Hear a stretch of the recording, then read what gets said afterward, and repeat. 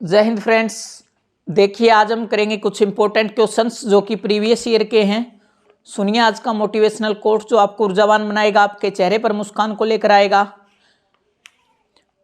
कि कबीर जिंदा रख, जमीर जिंदा रख, बन भी जाए सुल्तान तो दिल में फकीर जिंदा रख, हौसलों के तरकस में कोशिश का वो तीर जिंदा रख, हार जाओ जिंदगी में सब कुछ मगर फिर से उठकर जीतने की उम्मीद जिंदा रख। तो आपको भी लगातार मेहनत करनी है, अपने जो लक्ष्य है उसको ध्यान में रखकर अपने माँ बाप का सपना पूरा करने के लिए लगातार परिश्रम करना है। तो करते हैं आज की क्लास शुरू। पहला प्रश्न है कि उच्चतम न्यायालय के मुख्य न्यायाधीश को शपथ कौन दिलाता है। बात करें हम सुप्रीम कोर्ट के मुख्य न्यायाधीश के बारे में, तो सुप्रीम कोर्ट का जो मुख्य न्यायाधीश है उसको शपथ दिलाता है राष्ट्रपति। राष्ट्रपति उसको शपथ दिलाता है। बात करें हम वर्तमान के अंदर कौन है सुप्रीम कोर्ट के अंदर मुख्य न्यायाधीश, तो डी.वाई.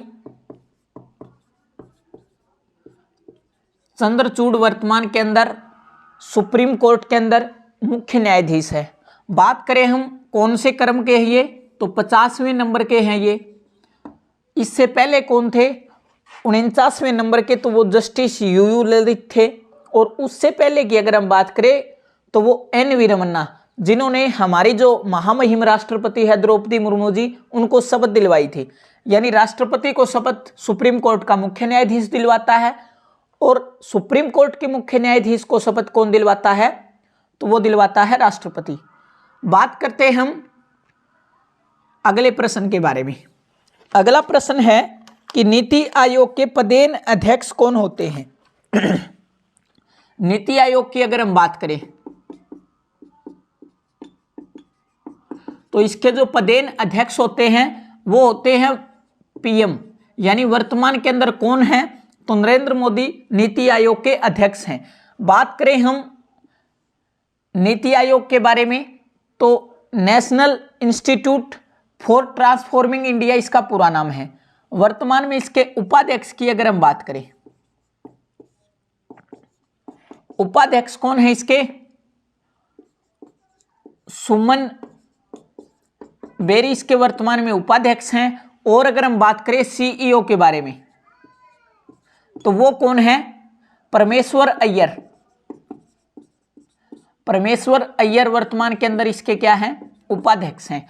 और बात करें हम नीति आयोग की स्थापना कब होती है, तो 1 जनवरी 2015 को किसके स्थान पर आता है, योजना आयोग के स्थान पर आता है। योजना आयोग के बारे में अगर हम बात करें तो योजना आयोग के जो पहले उपाध्यक्ष थे वो कौन थे, गुलजारी लाल नंदा। और जो अंतिम उपाध्यक्ष थे वो कौन थे, मोन्टेक सिंह अहलूवालिया। और अंतिम अध्यक्ष नरेंद्र मोदी, 2012 से 17 तक उनका कार्यकाल था। और पहले के अध्यक्ष जवाहरलाल नेहरू थे। आगे हम बात करते हैं ताशकंद शहर कहाँ स्थित है। ताशकंद की अगर हम बात करें, ताशकंद शहर उज्बेकिस्तान के अंदर ताशकंद शहर है। उज्बेकिस्तान की कैपिटल है ये। उस समय यानी कब हुआ था ताशकंद समझौता, तो 10 जनवरी 1965 को ताशकंद समझौता होता है। 10 जनवरी 1966 को ताशकंद समझौता होता है। जो भारत पाकिस्तान का युद्ध था 65 का युद्ध, उसके बाद ये समझौता होता है। जो ताशकंद यानी उज्बेकिस्तान उस समय किसका हिस्सा हुआ करता था, यूएसएसआर का। यानी जो सोवियत संघ है उसका हिस्सा था ताशकंद। अविभाजित रूस का हिस्सा कौन हुआ करता था, जो उज्बेकिस्तान है वो उसका हिस्सा था। और 10 जनवरी 1966 को ताशकंद समझौता होता है। और उसी रात यानी 11 जनवरी को भारत का जो प्रधानमंत्री स्वर्गीय श्री लाल बहादुर शास्त्री जी, उनका षड्यंत्र के तहत यहां पर हत्या करवा दी गई। आगे हम बात करते हैं 49वीं समानांतर रेखा किन दो देशों के मध्य स्थित है। बात करें हम जो 49वीं समानांतर रेखा है ये यूएसए एंड कनाडा के बीच है, यूएसए और कनाडा के बीच है 49वीं समानांतर रेखा, और सबसे लंबी ये स्थल सीमा है किन्हीं दो देशों के बीच। और बात करें हम भारत पाकिस्तान के बीच में रेड क्लिफ हो गई, भारत चीन के बीच में मैकमोहन हो गई, भारत जो अफगानिस्तान है उसके बीच में कौन सी हो गई, तो वो हो गई डुरंड रेखा। आगे हम बात करते हैं विश्व की सबसे लंबी नदी कौन सी है। विश्व की सबसे लंबी नदी की अगर हम बात करें तो वो है नील नदी। नील नदी विश्व की सबसे लंबी नदी है। ये कहां से निकलती है, तो ये अफ्रीका की जो विक्टोरिया झील है, विक्टोरिया झील से निकलकर कहां पर गिरती है, भूमध्य सागर में। यानी नील नदी विश्व की सबसे लंबी नदी है, अफ्रीका की जो विक्टोरिया झील है वहां से निकलकर ये भूमध्य सागर के अंदर गिरती है। एशिया की अगर हम बात करें तो यांगटीसी, यांगटीसी एशिया की सबसे बड़ी नदी है। आगे हम बात करते हैं कि राजस्थान में परमाणु विद्युत केंद्र कहां स्थित है। राजस्थान के अंदर परमाणु विद्युत केंद्र की अगर हम बात करें, परमाणु विद्युत केंद्र ये राजस्थान के अंदर है, रावत भाटा के अंदर। रावत भाटा के अंदर राजस्थान में है। भारत के अंदर जो पहला परमाणु संयंत्र है वो 1969 के अंदर तारापुर महाराष्ट्र के अंदर लगाया गया। तारापुर महाराष्ट्र के अंदर पहला लगाया गया। और अगर हम बात करें तो कुडनकुलम और कलपक्कम, कुडनकुलम और कलपक्कम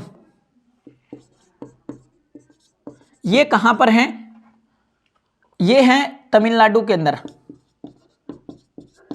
और अगर हम बात करें नरोरा, ये कहां पर है, उत्तर प्रदेश के अंदर।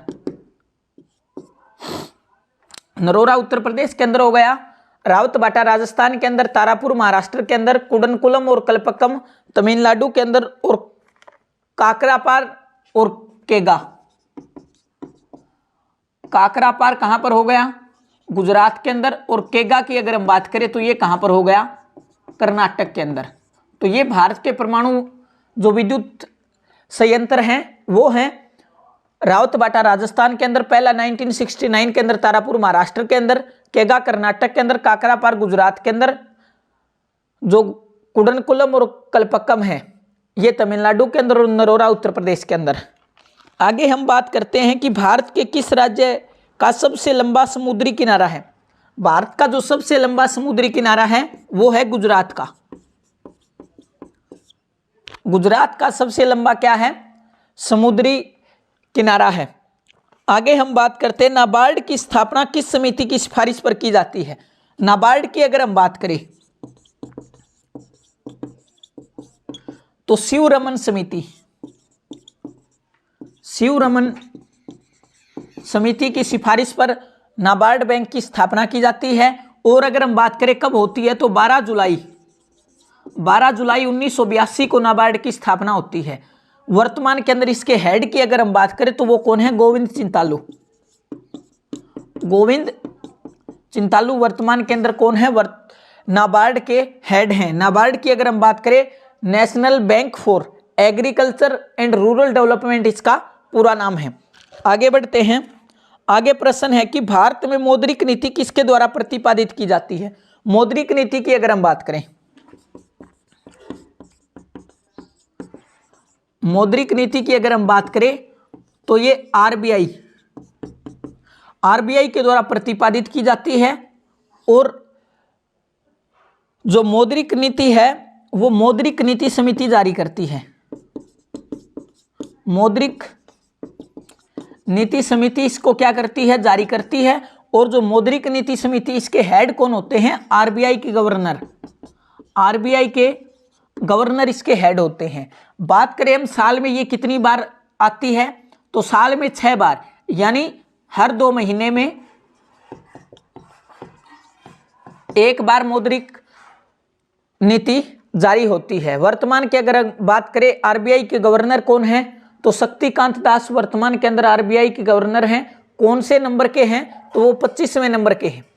आगे हम बात करते हैं कि किस वायसराय के शासनकाल के दौरान बजट व्यवस्था लाई गई थी। बजट की अगर हम बात करें, बजट व्यवस्था कैनिंग के समय, दुष्ट कैनिंग के समय बजट व्यवस्था लाई गई थी। और बात करें हम सबसे जो पहला बजट है वो किसने पेश किया था, तो जेम्स जो विल्सन है, जेम्स विल्सन ने सबसे पहला बजट पेश किया। कब किया, ये 7 अप्रैल 1858 को, 7 अप्रैल 1858 को जेम्स विल्सन ने जो पहला बजट है, 1860 को, 1860 को पहला बजट जेम्स विल्सन ने पेश किया। कैनिंग की अगर हम बात करें तो भारत के अंतिम गवर्नर जनरल और भारत के पहले वाइसराय भी कौन है, कैनिंग है। बात करें हम क्या बजट शब्द का संविधान में कहीं उल्लेख है, तो संविधान के अंदर कहीं भी इसका उल्लेख नहीं है। बजट के स्थान पर किस शब्द का वर्णन है, वार्षिक वित्तीय विवरण का,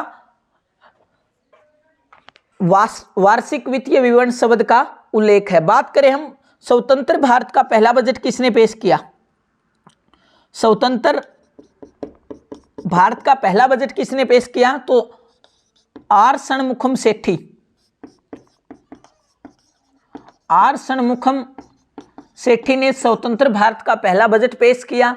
और बात करें हम कि सबसे ज्यादा बार बजट किसने पेश किया है, तो वो मोरारजी देसाई,